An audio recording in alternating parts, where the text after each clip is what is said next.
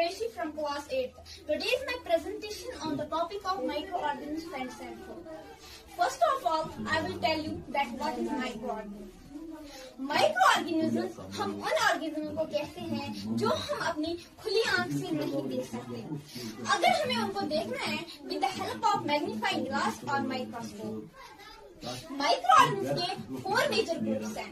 First bacteria, second fungi, third algae and fourth protozoa.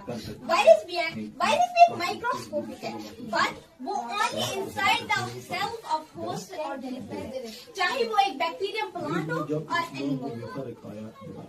अब आपको मैं बताऊंगी माइक्रो ऑर्गेनिज्म हमारे लिए फायदेमंद कैसे है। मान ले अक्सर ने अपने घर में बहुत सारा मिल्क रखा है और 2-3 स्पून उसके घर में कर्ड है। अब उसको बहुत सारा कर्ड चाहिए, लेकिन उसके पास नहीं है। उसको याद आना चाहिए कि हमने पढ़ा था कि अगर हम ये 2-3 स्पून कर्ड मिल्क में डाल दे और इसे 2-4 घंटों के लिए रखते तो ये कर्ड बनकर तैयार रखे। याद रखिए वो सेमी हॉट होना चाहिए, मतलब हम उसमें उंगली डाल सकते हैं। जो इसको कन्वर्ट करता है इनटू कर्ड उसको हम कहते हैं लैक्टोबैसिलस। क्या कहते हैं? यही नहीं बल्कि ये हमें चीज बनाने में भी हेल्प करते हैं।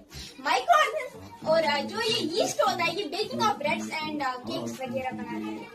और कुछ माइक्रोब्स होते हैं वो फिक्स नाइट्रोजन करते हैं in the soil for plant, क्योंकि प्लांट जो है वो डायरेक्टली नाइट्रोजन नहीं ले सकते। इसके लिए राइजोबियम में एजोटोबैक्टीरिया, एजोटोबैक्टर, साइनोबैक्टीरिया, ब्लूग्रीन एल्गी है। यही नहीं बल्कि आपने सब्जी लाई दुकान से या आपने किचन गार्डन से सब्जी लाई और फर्स्ट ऑफ ऑल हम उसे क्लीन करेंगे। जो वेस्ट निकलेगा हमें ये नहीं करना चाहिए कि इसे बाहर इस तरफ फेंक देना चाहिए, हमें एक पिट खोदना चाहिए और उसी में जो वेस्ट निकलेगा वो वेस्ट उसी में डाल देना चाहिए। इसके 2 बेनिफिट्स हैं अगर वो हम वेस्ट उसमें डाल दे। पहला ये कि जो एनवायरनमेंट है वो क्लीन रहेगा, दूसरा ये कि जो इसका पेस्ट बन चुका होगा वो हम प्लांट्स को भी डाल सकते हैं। मतलब वो इनको एक तरह से क्या मिलेगा, नेचुरल मैन्योर। क्या मिलेगा? यही नहीं बल्कि हमारे, अब आप सोच रहे होंगे जो माइक्रो ऑर्गेनिज्म है ये हमारे लिए दोस्त नहीं, बल्कि माइक्रो ऑर्गेनिज्म हमारे लिए एक तरफ से फायदेमंद है और दूसरी तरफ से नुकसानदेह। मतलब माइक्रो ऑर्गेनिज्म हमारे लिए एक तरफ से दोस्त है और दुश्मन है। दोस्ती तो मैंने आपको बताई ये हमारे लिए दोस्त कैसे, अब इसकी तरह दुश्मनी तो देखो।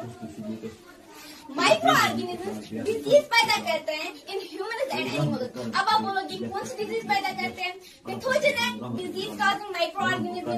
कम्युनिकेबल डिजीज है जो इन्फेक्टेड पर्सन तो हेल्दी पर्सन से जाती है, चाहे वो थ्रू वाटर हो,